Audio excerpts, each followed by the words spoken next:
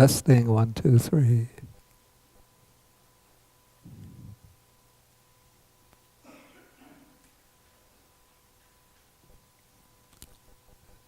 Everything is set up.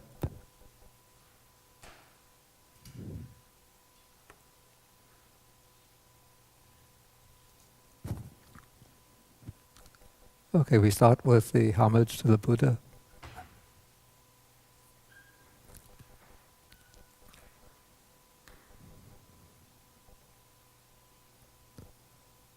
Namo tassa bhagavato arahato samma sambuddhassa. Namo tassa bhagavato arahato samma sambuddhassa. Namo tassa bhagavato arahato samma sambuddhassa. Okay, good morning everybody. Okay, today is December 8th, 2012. Okay, so today we're starting a new chapter of the Majjhima Nikaya. This is called the Brahmana. That is, it's collection of 10 suttas that are involving Brahmins. And the first sutta in this chapter is called the Brahmayu Sutta. This is a discourse involving a Brahmin named Brahmayu.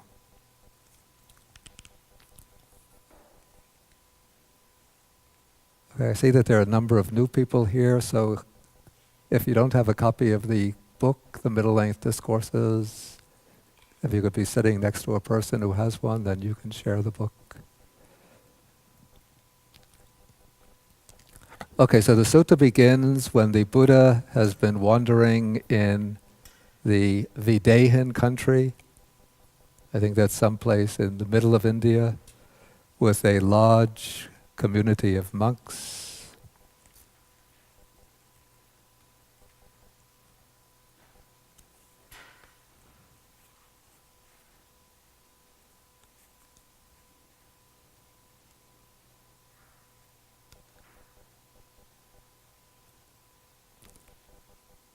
Yeah, the Videha country, it's actually a bit towards the east.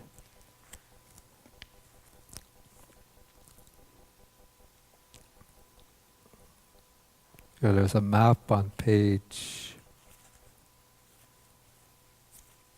76, and you could see Videha and Vajji are close together. They're a bit in the east of India. Okay, so on this occasion, there was a Brahmin named Brahmayu who was living in Mithila. And he's described as somebody who was old, aged, advanced in years, and so on, in his 120th year.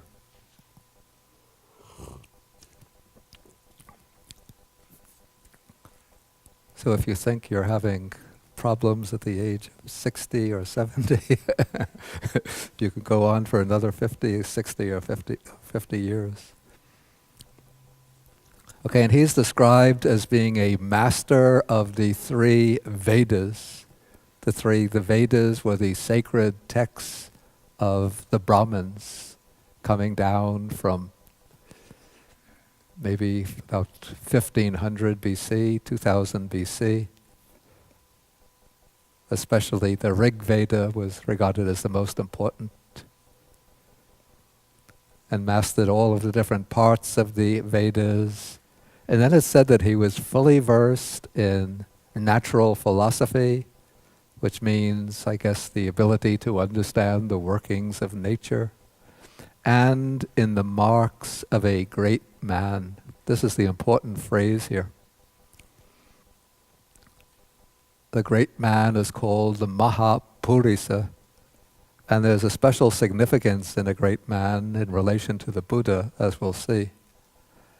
Okay, so now the Brahmin, Brahmayu, heard this report that the recluse Gautama, who is coming from the Sakyan clan, has been wandering in the Videhan country, and a report has been spreading around about this Master Gautama, the ascetic Gautama, that he is a fully enlightened one, fully accomplished, perfect in true knowledge and conduct and so on. This is the stock description of the Buddha, that he is one who has understood the nature of the world by himself with direct knowledge, and he explains it to the people.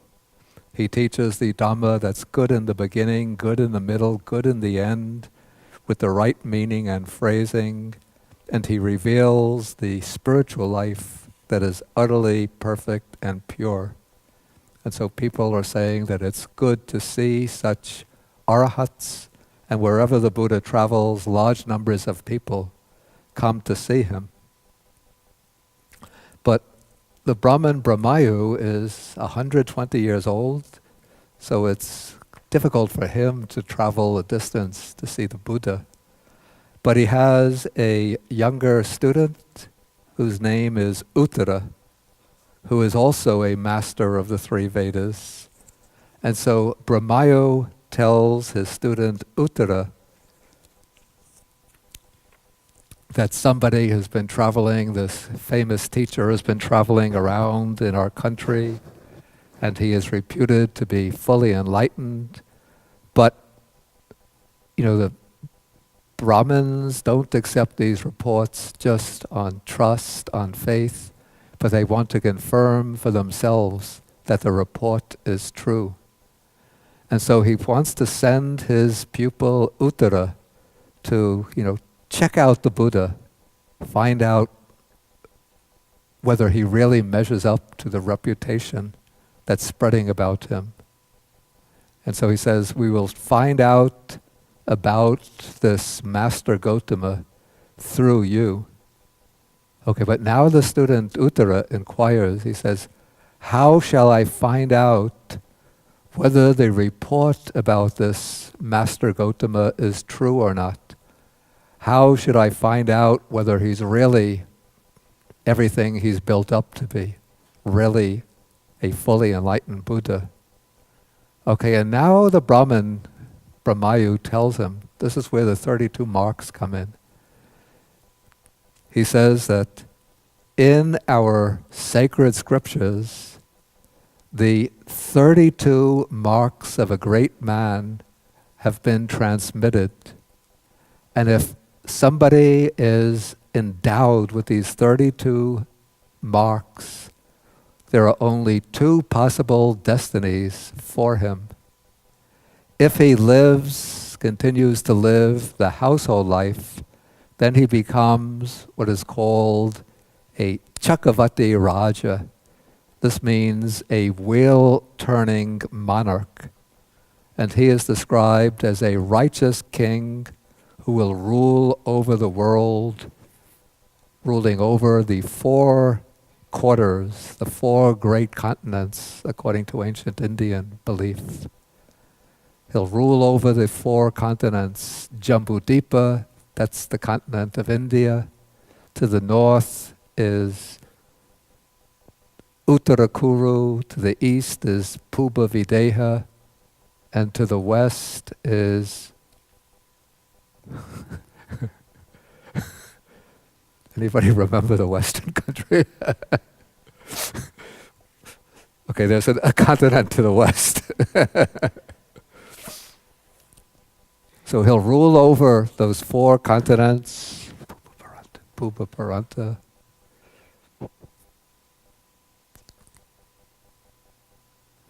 He'll rule over them not by force, not by conquest, but by righteousness. And then he'll have, they're called 7 treasures of the wheel-turning monarch. He has, the first is the wheel treasure. This is a kind of mystical wheel that appears to him when he's bound to become a wheel-turning monarch, then that wheel appears to him, and then he has to earn the right to the throne by practicing righteousness.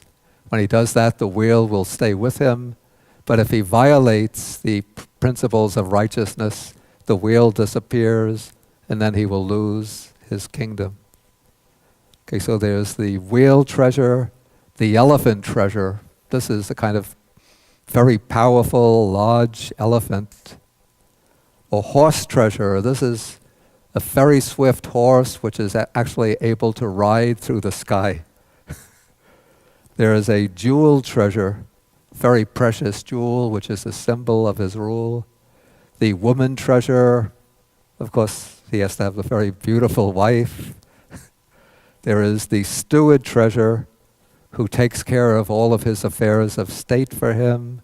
The steward treasure is the one who guards all the wealth of the kingdom and knows where to find more wealth, more gold, more jewels. And then there's the counselor treasure, that is like the prime minister who gives him all the necessary advice on policies of state. Then it's said that he has 1,000 sons who are brave and heroic and crush the armies of others, even though the king is supposed to rule by righteousness, not by violence. Okay, but then it's said that he rules without a rod, without a weapon, by means of Dhamma, by means of righteousness.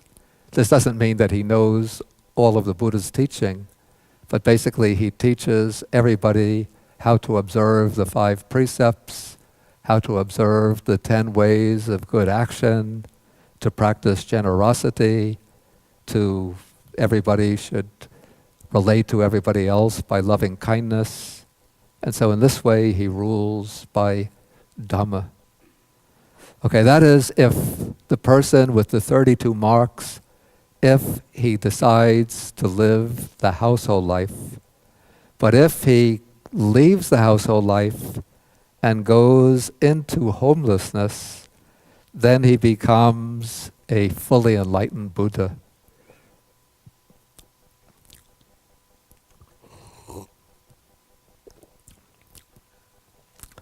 And so Brahmayu is telling his pupil Uttara, in effect, he's saying to him, you should check out this ascetic Gautama, look at him and see whether he has the 32 marks. If he has those 32 marks, then we can be confident that he's a fully enlightened Buddha. Okay, so now the pupil Uttara accepts the advice of his teacher, and he goes traveling to the country, to the Videhan country. He finds out where the Buddha is. Then he exchanges greetings with the Buddha, has a conversation with him, and then, he starts literally checking him out to look over the body to see whether he has these 32 marks. And it's said that he saw more or less the 32 marks of the great man on the Buddha's body, except for 2. There are 2 marks that were not immediately perceptible. So what are these 2 marks?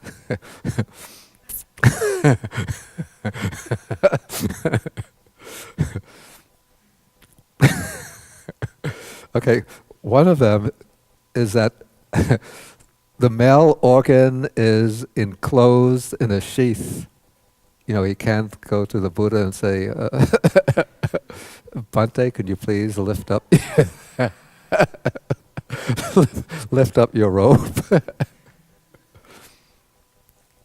And then also he had another doubt about, or he couldn't observe the length of the Buddha's tongue.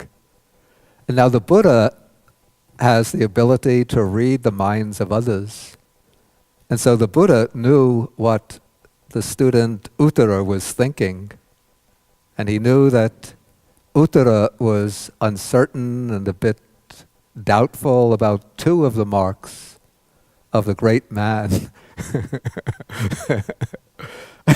And so now the Buddha is going to help him. And so it's said that now the Blessed One worked such a feat of supernormal power that the Brahmin student Uttara saw that the Blessed One's male organ was enclosed in a sheath. So in this respect, the Buddha helped him affirm 31 marks. And then the Buddha stuck out his tongue full length and used the tongue to cover both nostrils like this and to touch both ear holes like wait, I'm not a Buddha. Okay, so then the Brahmin student Uttara was now certain that the recluse Gautama had the 32 marks of a great man. But still Uttara wanted to check out the Buddha further by observing his behavior.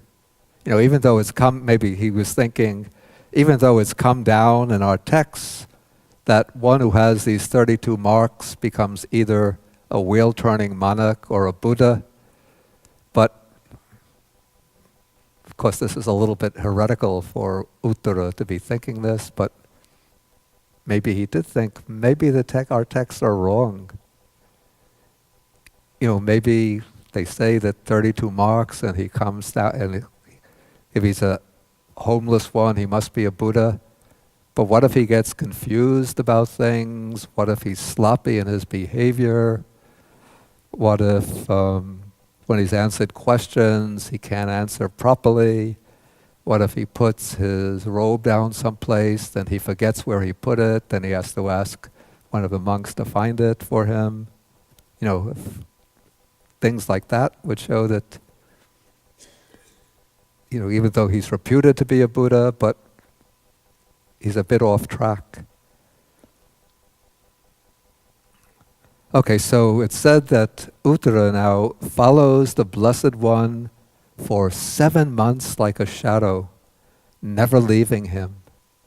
Then at the end of the 7 months, following the Buddha in the Videhan country, he returns to his master in Mithila. And then when he arrives, he pays homage to the Buddha, he pays homage to the Brahmin, Brahmayu, and the Brahmin asks him, his teacher asks him, well, is the report true about Master Gautama? Does he really measure up to the description of him as a fully enlightened one? Then Uttara replies, the report that has been spread about Master Gautama is indeed true, not otherwise. And he possesses the 32 marks of a great man. And now we're going to have the enumeration of the 32 marks. And I have to say that some of these will seem a bit strange. You know, if we read the description, the way that's set down here, I don't want to sound disrespectful, but it will sound a little bit like the Buddha may be descended from another planet. You know, some of them are not typically characteristic of another human being. But the way I imagine it is that these marks, you know, when we see them in the Buddha statues, sometimes they're very prominent, very pronounced. But I would suspect that they were actually very subtle and that one would have to look very carefully to notice them. And that over time in Buddhist iconography, you know, in statues and paintings, they become more and more exaggerated. So that sometimes you could see even in some of the Thai statues or the Burmese statues, the usma, that's that prominent protuberance on the head, it comes up almost like like he's wearing a crown. Okay, so let's go over, and then I should mention that there is a sutta in the Digha Nikaya, it's called the Lakkhana Sutta. This is Sutta number 30 in the Digha Nikaya, which describes the significance of these 32 marks. And it explains these 32 marks by way of the behavior of the Buddha in previous lives, in his past existences. And so each of these 32 marks is considered to be a kind of manifestation in physical form of the merits and virtues that the Buddha accumulated by repeatedly exercising certain types of virtuous conduct. And I took notes yesterday on several of these. To go through all of them would take a lot of time, and they get to overlap to some extent. But it'll be interesting just to note a few of them. And if you want to learn the significance of all of them, then you can read that sutta on your own. Okay, so it said, the first is that the Master Gotama sets his foot down squarely. So this is a mark of a great man that he has. And this is described as a level tread. So most of us, when we put our foot down, usually I think most people put the heel down a little bit first, followed by the sole. Maybe some people put the sole of the foot down, followed by the heel. But the Buddha always walks with a level tread. And this is said to be the result of undertaking in his past lives, undertaking mighty deeds for good purposes and for practicing good conduct of body, speech, and mind. I guess the idea is that good conduct of body, speech, and mind can be described as level conduct or even conduct, balanced conduct. And so for that reason, the Buddha has a level tread when he walks. The second mark is that on the soles of his feet, there are wheels with 1,000 spokes and ribs and hubs, all complete. I think it's 1,000 spokes, not 1,000 hubs, because a wheel will have only one hub. So it's 1,000 spokes, and with the ribs and hub complete. And this is supposed to be the fruit or the result of, in his past lives, it's said that he dispelled for many beings, he dispelled fear and terror and provided protection and shelter.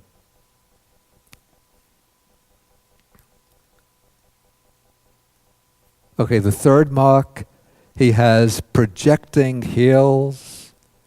The fourth, he has long fingers and toes.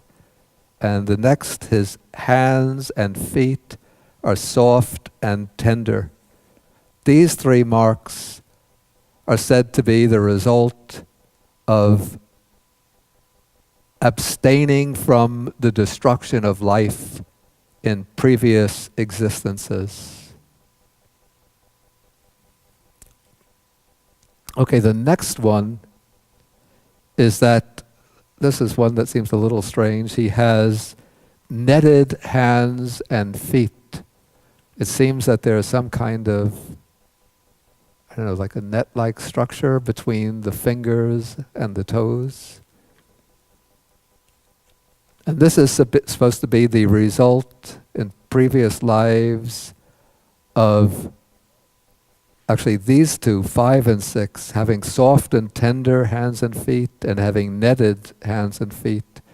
Those are the result of, in previous lives, practicing the 4 Sanghahavatu, the 4 means of benefiting others, or the 4 means of establishing wholesome relationships with others.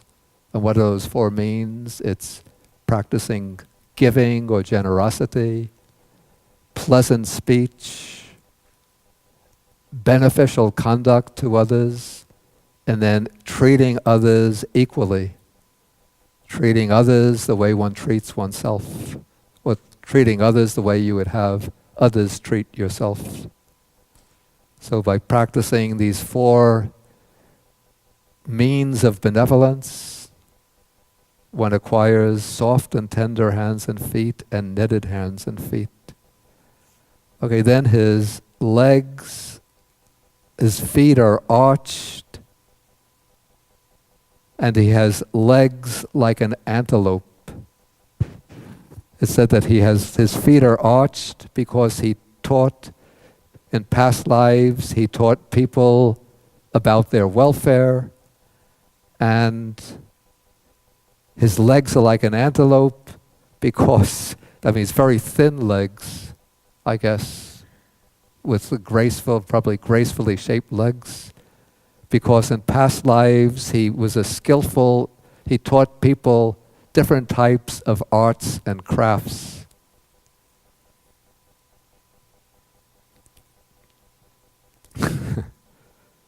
Okay, then when he stands without stooping, the palms of both his hands can touch and rub against his knees.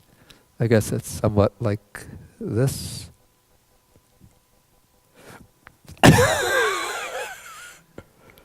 Cheating.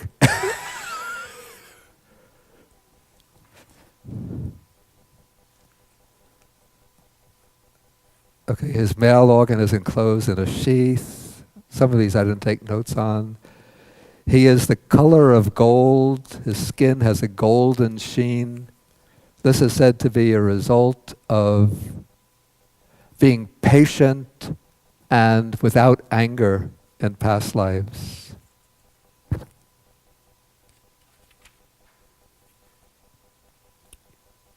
Okay, then he has very, very fine skin, very, very fine complexion, so that dust and dirt do not stick on his body.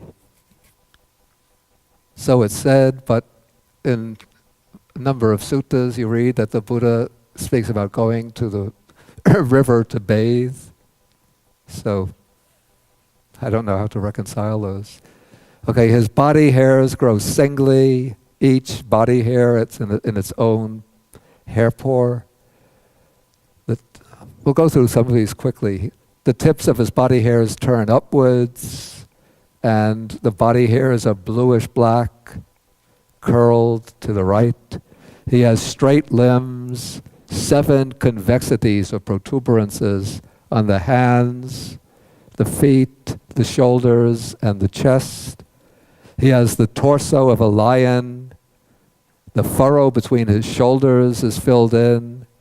He has the span of a banyan tree, so that the span of his arms equals the height of his body, and the height of the body equals the span of his arms. His neck and his shoulders are even. It's said his taste is supremely acute. Now, I don't know how Uttara would be able to observe this. But I don't have the answer to these questions. He has the jaw like a lion. He has 40 teeth, even teeth. Teeth are without gaps. His teeth are quite white. He has a large tongue. He has a divine voice, like the call of the Karavika bird. He has deep blue eyes. He has the eyelashes of an ox. Again, it's a little but it's very puzzling to me, since I've never observed the eyelashes of an ox. He has hair growing in the space between his eyebrows. This is supposed to be kind of tuft of white hair between the eyebrows. We often see this in the Buddha statues. It's illustrated by a kind of dot between the eyebrows. And then it's said here that his head is shaped like a turban. And this accounts for that protuberance on the head. It's a little sort of rise. I would imagine it was just like a very light rise at the top of the head, though in the Buddha's art it gets shown very prominently. Okay, so now Uttara sums up and says, Master Gotama is endowed with these 32 marks of a great man. And now Uttara is going to go further and describe the behavior of the Buddha, to show how in all his different types of behavior, he always shows, we call it poise, serenity, self-possession, or a kind of dignity in action, always being mindful, self-possessed, careful, considerate of others, courteous to others. Okay, so he starts by describing his way of walking.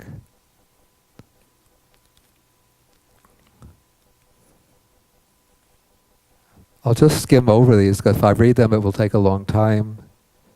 But let's just see if there are any here that are prominent. Okay, so and maybe these can serve actually as a good model for behavior. Not that you should try to imitate the Buddha in all respects, but some of these show, how to act in one's day-to-day life. So the Buddha, when he starts walking, he always puts out the right foot first. And he doesn't put the foot out too far or too close. He walks neither too quickly nor too slowly. And he doesn't knock the knees together when he walks or knock the ankles together. And then when he walks, it's only the lower part of the body that oscillates, but he keeps the upper body straight. And this is interesting. When the Buddha wants to look to the side, he always turns the whole body. And when he wants to look at something behind him, again he turns the whole body around. This is described in the text as the elephant look. When we want to look to the side, we look like this, or sometimes we even turn around to look like this. But the Buddha always maintains this kind of self-possession and dignity. So if there's somebody, say, calling him from the side, then he doesn't look like this, but he'll turn like that. If somebody is calling him from behind, or if he wants to see something behind him, again, he'll just turn the whole body around and look this way.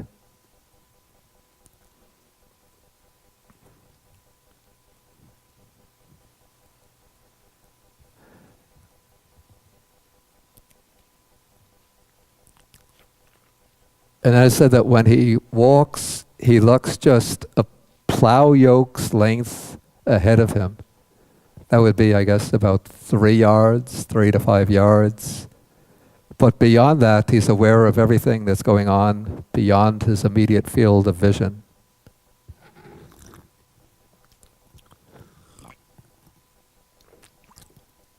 Then when he's approaching a seat, in paragraph 11, when he's turning around to seat his body, he doesn't turn around too far from the seat so that he'll miss the seat, or he doesn't get up so close that he'll sort of be knocking up against the seat, but just the proper distance. And he doesn't lean on the seat with his hand, and he doesn't throw his body onto the seat. The way people, when they get home after a hard day's work, you just find your favorite armchair and you just say, wow, what a relief. You just, I do that too sometimes. But as I read this, I learn some new lessons. But you just sit down mindfully. Okay, when he's sitting indoors, he doesn't fidget with his hands or with his feet. He doesn't cross his knees. He doesn't cross the ankles. And then he doesn't shiver and tremble. He doesn't show any signs. He doesn't get nervous when he's indoors. Okay, now this is when he's receiving, when a meal is about to be offered. See, when the monks come into a house to receive a meal, they bring their alms bowl, and the first thing to be done is that the people who are offering the meal will offer the monks, they'll pour water into their bowl, so that the monks will then use their hand to wipe the bowl, and then somebody else will come along with, it's like a kind of bucket, and then they pour the water that was used to wash the bowl, they pour that into the bucket.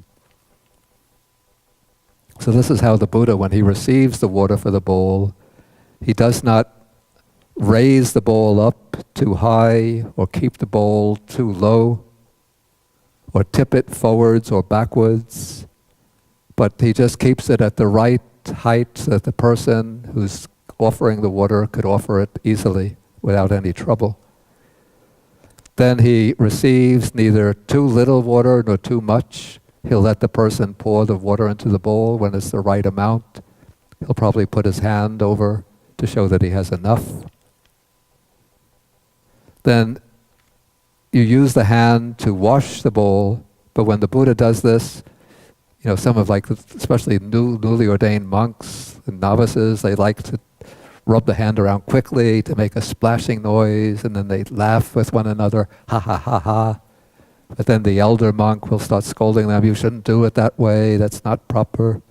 But the Buddha, when he's washing the bowl, he doesn't make a splashing noise, and he doesn't turn the bowl around, but he keeps it steady and just slowly turns his hand around.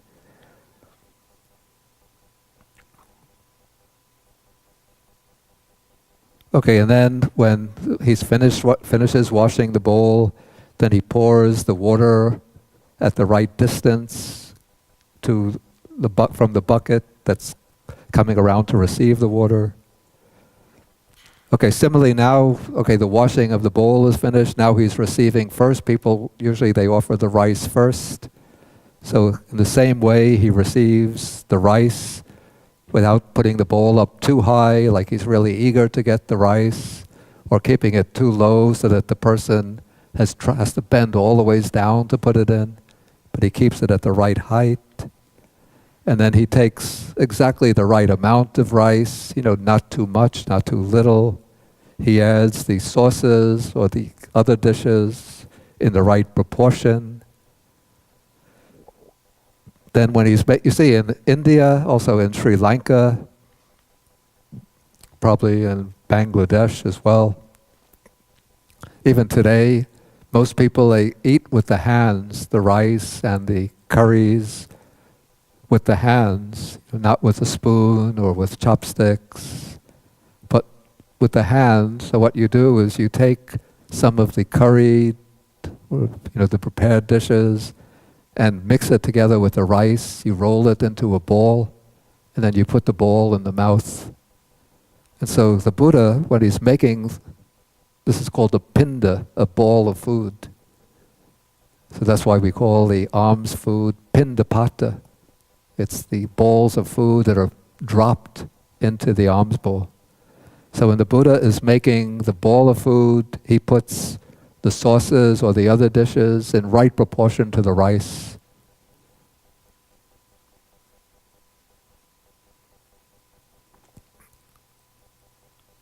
Okay, and then it said that he turns the mouthful over 2 or 3 times and then swallows it. Though I've gotten advice from, like health specialists, they always say you should chew many times.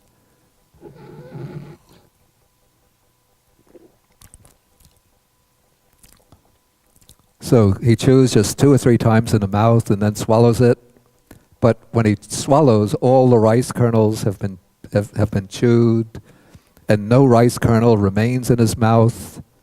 So he finishes swallowing 1 bowl of food. Only then does he take the next bowl of food. Not like the way many people eat, very hastily, without even fully chewing one biteful. Already they're lifting up the next biteful. Then he takes his food, experiencing the taste, but not experiencing greed for the taste. And then the food that he takes has 8 factors. This is actually the reflection that we use, that the monks use when taking the food, that one eats not for the sake of amusement, that's for fun, for intoxication, to make the body beautiful and attractive, but only for the health and continuation of the body, for ending discomfort, and for supporting the spiritual life. Okay, then when the Buddha has finished eating, then when one finishes eating, then people will come around with more water for washing the bowl. So one will hold out the bowl. Often if there's some food left over, then somebody will come around with a tray, and then one puts the leftover, a little bit of leftover food into the tray, and then that food will be offered to, if people have dogs or cats, to the animals, or just put outside for the animals from the woods to eat it. But after that, then one receives the water for washing the bowl. And so the Buddha receives the water in the same way, with the bowl not too high, not too low, not bent forwards or backwards, taking not too much water, not too little water, washing the bowl without a splashing sound, and so on. And then washing the bowl, while one washing the bowl, at the same time one is washing the hands. So nowadays people often, they put out next to each monk, there'll be like a little dish with a little piece of soap on it.